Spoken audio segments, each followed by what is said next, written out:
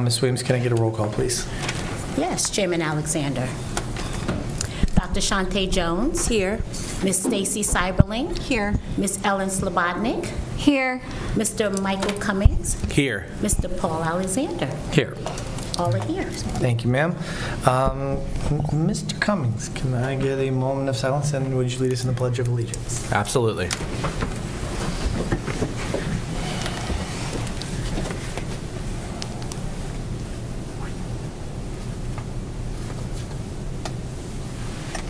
I pledge allegiance to the flag of the United States of America and to the republic for which it stands, one nation, under God, indivisible, with liberty and justice for all. All right, thank you, sir. All right, do we have any additions or corrections to the agenda? No additions or corrections. Thank you, ma'am. With no additions or corrections, can I get a motion and a second to approve the agenda? Motion to approve the agenda? Second. All right, motion and a second. All in favor? Aye. Aye. Okay, consent agenda. Assuming everyone's had a chance to review. If so, can I get a motion and a second to approve the consent agenda? Motion to approve the consent agenda. Second. All right, motion and a second. All in favor? Aye. Aye. All right, moving on to school board member committee report. Ms. Slobodnik, please. Good evening. We reviewed the CIP plan for one more time before it is being presented to you all tonight. So not many updates because we'll speak way more in depth about it later. All right, thank you, ma'am. All right, moving on to superintendent spotlight and announcements. Dr. Saunders. Dr. Grosser, if you'd like to come on up.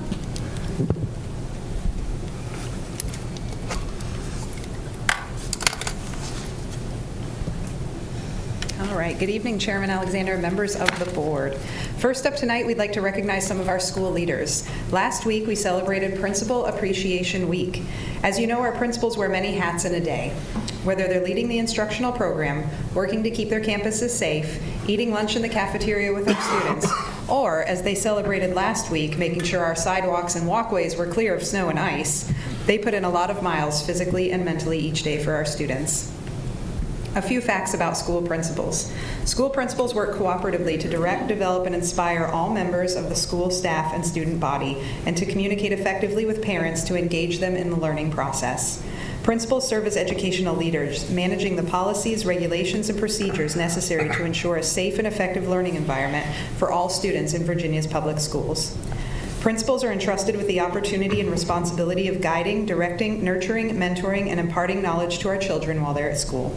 Virginia Schools Principals Appreciation Week is an opportunity to recognize the hard work of Virginia school principals and to recognize the importance of school leaders in ensuring that every child has access to a quality education. Tonight we want to recognize our principals. We have Margot Pareja from Cougar Elementary, Stacy Mammon from Manassas Park Elementary, Kip Tuttle from Manassas Park Middle School, and Charles Forrest from Manassas Park High School. We asked them to enjoy their evening tonight as we appreciated them while they were at home with their families, but they may be watching us to hear your comments, or they may be listening later, and if you see them, certainly I'm sure they would appreciate a word of thanks. Oh, and we took them cookies last week, so that was Dr. Saunders taking them some cookies. All right, next up, we'd like to share a little bit more with you about Care Solace. Recently, Manassas Park City Schools partnered with Care Solace to provide an additional mental health resource for our staff, students, and their families. Care Solace connects people to the support they need anytime and anywhere. Their goal is to break the stigma surrounding mental health and offer every community educational prevention resources. They provide prompt, compassionate support when necessary and build resilience for long-term stability and health. Care Solace helps school districts to provide wraparound support for every student, staff member, and family member in need. They expand on existing school support structures and bridge the gap to available community providers for needs that exceed the scope of school-based services. So anyone in our school community who needs to access mental health support can access Care Solace through the Care Solace website, our website, a phone number, or through any of our staff members. Care Solace does what they call a warm handoff to the appropriate mental health support. So we wanted to share that this is what you're seeing here is something that's on our website. So you can go on our website and see this. We shared this out with our families probably Oh, it was maybe in the middle of December. It was close to winter break, because we said, we definitely want to push it out again after winter break since people were going to go away for a couple of weeks. But so far, we have 33 open cases. And since we launched this, Care Solace has made 1,586 communications with families and providers on our behalf. That's amazing in 1 month's time. 30 individuals have used Care Solace anonymously to initiate care instead of going through a staff member. So one of the most common ways we're seeing this utilized is through a counselor. I need support, I'm going to go to a counselor, whether I'm a staff member, student, or a parent. But we had 30 people who went anonymously, either through our website or through the phone number.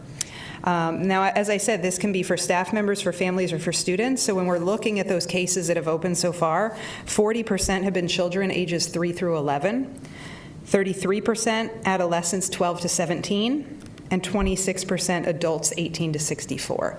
And then you can also see I put a little graph there that tells you, they ask them what kind of mental health support do you need, and so you'll see that the number one concern that's been reported so far is treatment for depression. We did ask some of our school counselors how it's been going in the schools, and a quote to share with you. I just want to say thank you for making this connection with Care Solace. This is a great resource, and we've already made multiple warm handoffs here at my school. So we're excited to have this partnership to have an additional level of mental health support for our students and our community. That concludes our spotlight. Thank you, Dr. Grosser. Any more questions? I wanted to say thank you to those principals. I know being at the top, especially in our building, you're alone, and not a lot of people to rely on, teach you or guide you, and you have to make those hard decisions, and so it's appreciated. Thank you very much to our principals. And it's nice to hear about the Care Solace, having that in between and being able to anonymously reach out and get that that help is important. So I'm glad that we were able to offer that.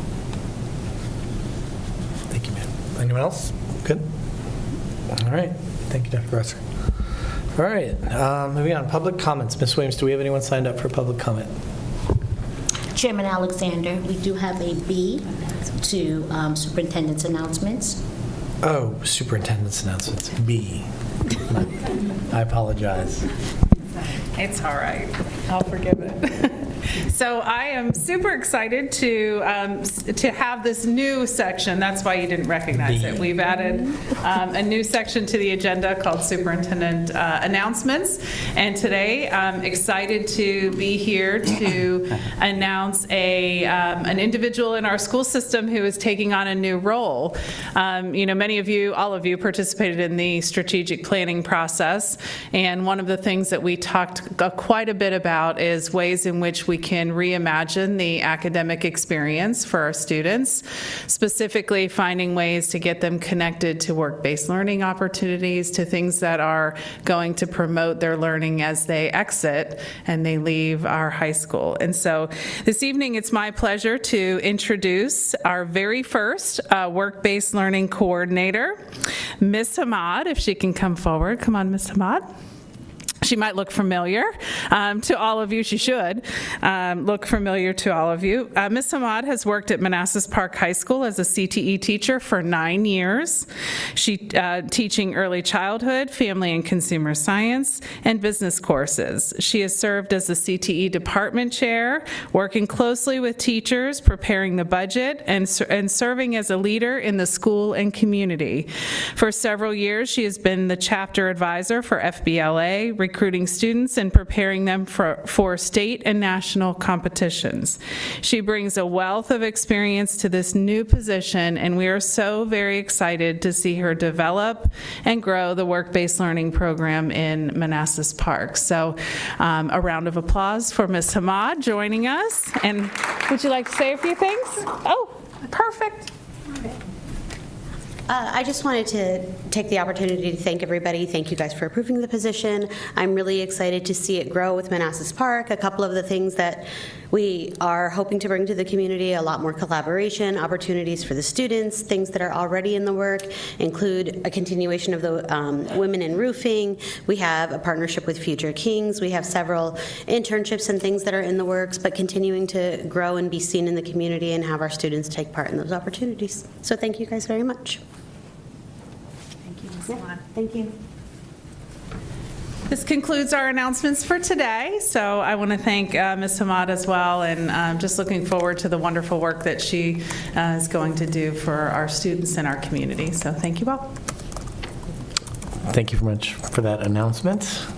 Any board member comments? That's just quick congratulations. And I definitely look forward to seeing our CTE, our students being able to access all those resources. Yeah, thank you very much. Anyone else? Thank you. It is very exciting. Thank you so much. This has been one thing I think the whole board has really been looking for a long time. So thank you very much. All right. Now, Ms. Williams, I was so excited about it. Do we have any public comment? No, Chairman Alexander. Okay. All right, moving on to new business. Finance, proposed 2024 to 2029 capital improvement plan. Mr. Lyon? All right. Thank you, Chairman Alexander, members of the board, good evening. Tonight I will present the first reading of our CIP plan.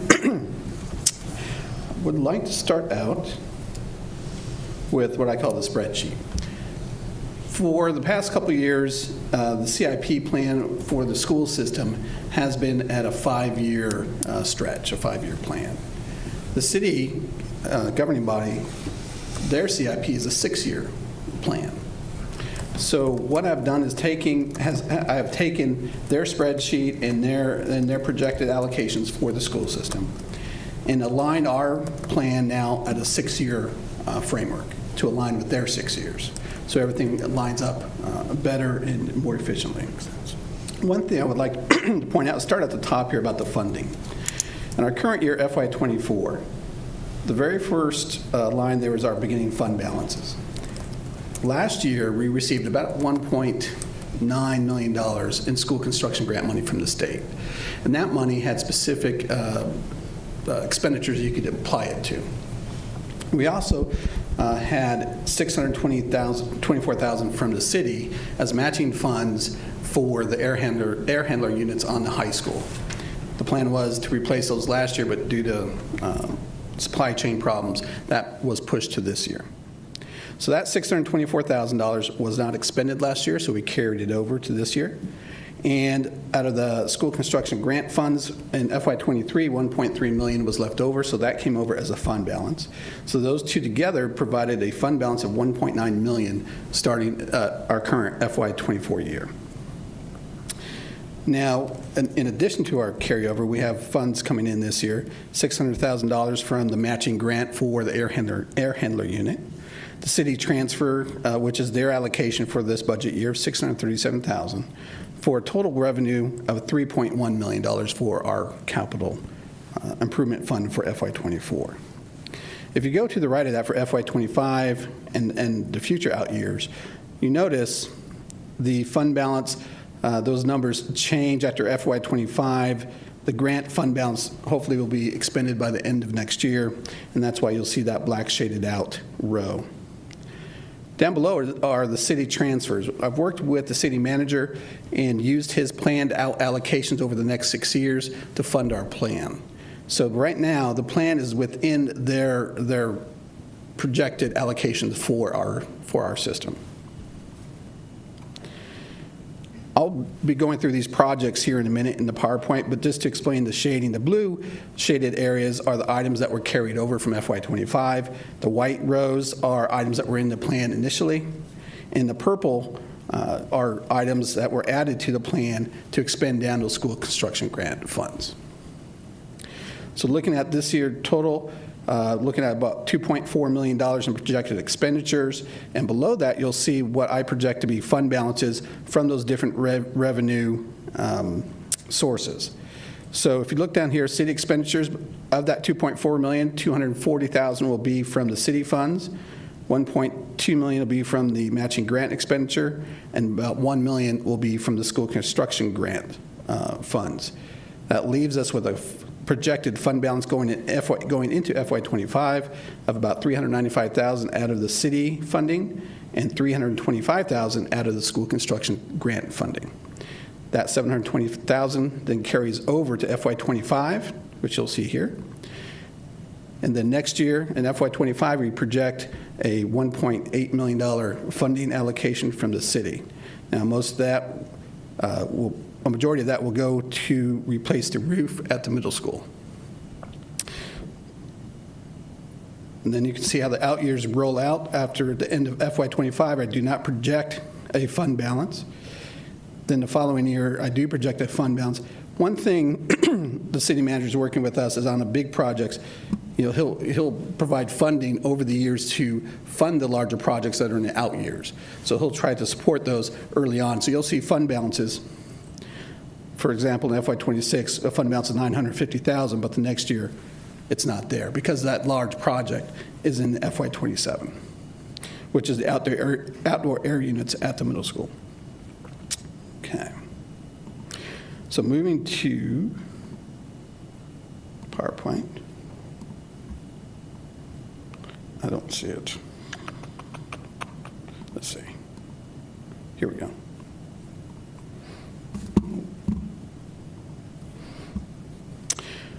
Okay, so that's the spreadsheet.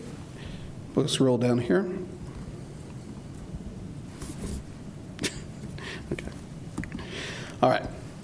So the school bus replacement, we have a cycle, five-year cycle on that, 6-year cycle. We have replaced a few of the buses over the past couple of years. In FY25, we do have a need to replace 2 general ed buses, which are currently 16 years old and are up for the recommended replacement due to their age and projected mileage. Another item, we have replacement of the HVAC units at Cougar Elementary and the high school. These are units that are using the old refrigerant of R22, which is no longer supported by the industry. So we need to be switching these over to the current supported refrigerant gases. Risers, I believe it's at the middle school. We have a chiller that needs to be replaced at the high school for $200,000. One thing we're adding to the capital improvement plan is the technology infrastructure upgrades, which is currently underway. I can't even try to explain what these are, but they're very important.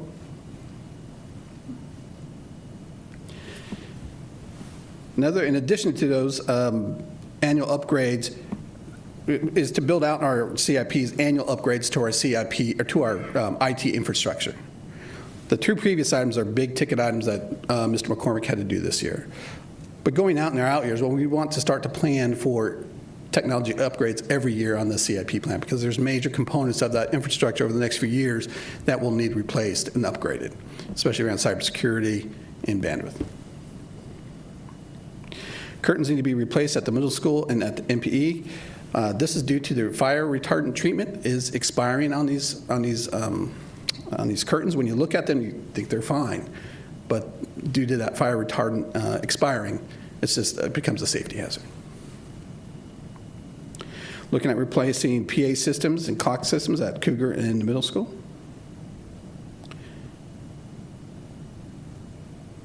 Oh, that's there twice. Okay. Improving lighting in poorly lit areas at Cougar Elementary. We have some dark spots down there that become a safety concern. Installing fencing at the Manassas Park Elementary Playground, which has been completed. We replaced the water fountain systems with bottle filling stations at the high school and the middle school, and that project has been completed.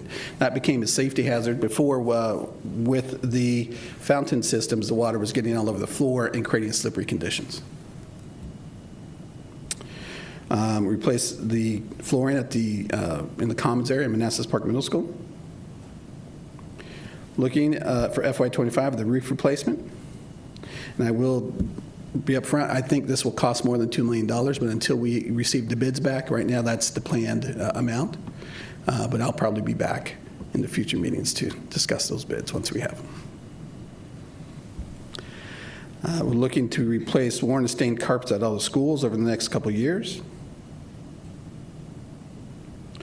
The fitness center at the high school, upgrade in FY26. We need to upgrade our security cameras in our buses in FY26. Once again, update our playground equipment to make sure they're safe. Replace the outdoor air units at the middle school in FY27. We also need to upgrade our secondary campus lighting in FY26 and 27 for $550,000. And then we're looking forward down during our 5th and 6th year of a major project. And that would be to look at upgrading the secondary campus, maybe adding a CTE expansion and part of the building to expand those CTE programs. And right now, projecting probably around a $400,000 design in FY28. And then maybe in FY29, a $35 million project to build that expansion onto the high school. And that concludes the presentation. All right. Thank you. 4 questions. Ms. Cummings? I'm thinking. Okay. Give me a second. I know at one point we were talking about collaborating with the city and getting electric buses and putting all of our transportation, centralizing everything. And what's the status of that? I know we're procuring more buses, but are we looking at getting electric buses? Is there a plan for that? I know the city of Manassas has already gone that route. What are our plans for that? So 2 parts to your question. One, we are working with the city for a unified maintenance area for the buses and transportation in our maintenance department. So that still is underway. Regarding the electric buses, I have looked into them. They're about $400,000 a piece. And that would definitely take some grant writing because there's no way. Well, that was one of the things. And then There's a lot of grants right now, but as they become more normalized throughout the jurisdictions, the grants are going to dry up. And so that's why I was thinking now's the time to really seize the opportunity with those grants versus waiting. I just want to put that out there because I know the city also has looked into that and has asked us about that, some of the city council members as well. Oh, sure. Yeah, it's something we're looking into. I've spoken to vendors about the electric buses, and they're definitely probably a year and a half, 2 years out. But we definitely will continue to look into the grants and see what we can do. The infrastructure is also a cost, and working to see, knowing that maintenance unified area, we'll have to see how that goes. So also the procurement of these buses, will that eliminate the double runs that we're doing now? I would have to defer to Mr. Neff on that. I'm not on top of the train. It's not an issue with the number of buses that we have. It's an issue with the staffing. Okay. Okay. Is there an option for the hybrid buses? And looking at, do they exist? I mean, and if they do, also, what about LNG powered buses? I would have to defer your question. I have to look.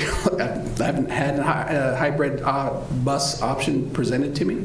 When I spoke to the vendor, that was not something that came up. Okay. As far as propane or natural gas, that's something we can look into,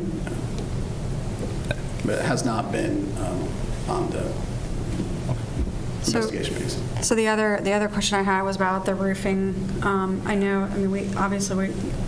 There's lots of contracts that other school systems and jurisdictions have had and they've had their roofs replaced. Have we looked at just reaching out and looking at what vendors they've used and writing their contract and getting quotes from them to get an idea?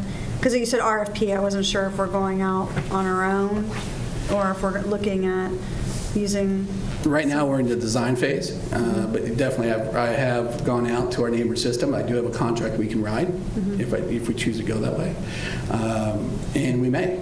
Right now, we're in the architectural design piece, but we may end up writing a contract, yes. Okay.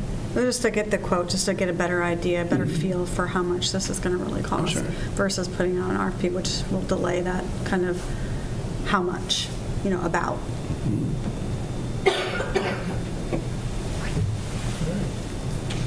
Dr. Jones? I'm in the meeting, so. Oh, that's right. Okay. All right. No more questions? Thank you, Ms. Line. Appreciate it. Thank you. All right. Moving on. Action agenda. Operations. Mr. Neff.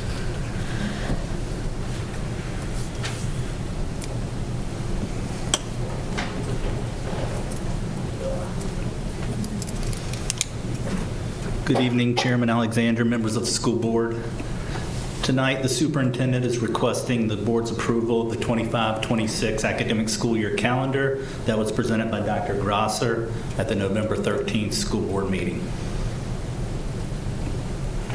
All right.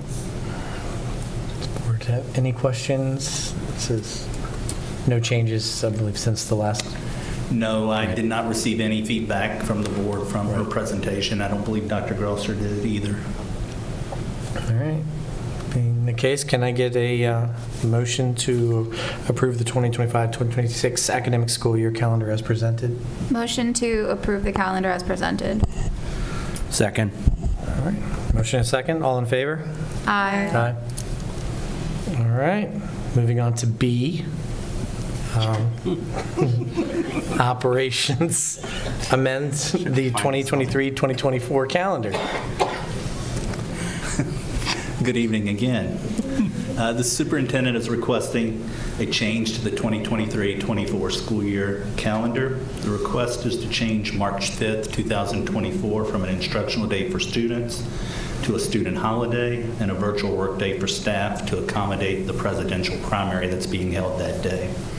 As you're aware, the secondary campus is a polling location for Manassas Park residents. Anticipated turnout and traffic around the secondary campus would create a significant disruption to the instructional day, thus the request by the superintendent. All right. Any board questions? I just have a comment. I just know that neighboring districts are also making the same move, just to put that out there. Thank you for pointing that out. Thank you. All right. So, no more questions. Can I get a motion and a second to amend the 2023-2024 calendar as presented? Motion to amend the calendar as presented. Second. All right. Motion and a second. All in favor? Aye. All right. Thank you, Mr. Neff. Thank you. All right, moving on to upcoming meetings. We have a regular school board meeting for the 2025 superintendent's proposed budget presentation and public hearing on the CIP for Monday, February 5th at 6:59 in board chambers. And we have a regular school board meeting and public hearing for the 2024 revised budget and 2025 proposed budget Monday, the 26th of February at 6:59 board chambers on the second floor. Do we have any board member comments? Sure.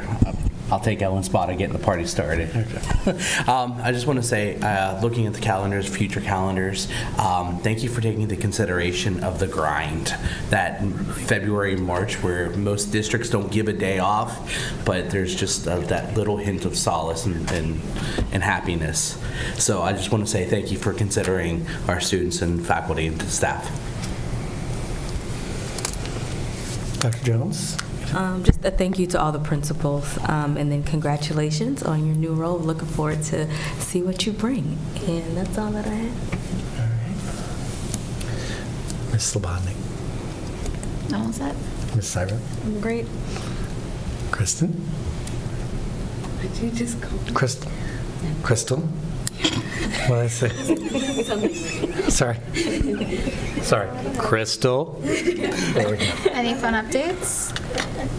Actually, no, I don't think I have any updates this time. All right.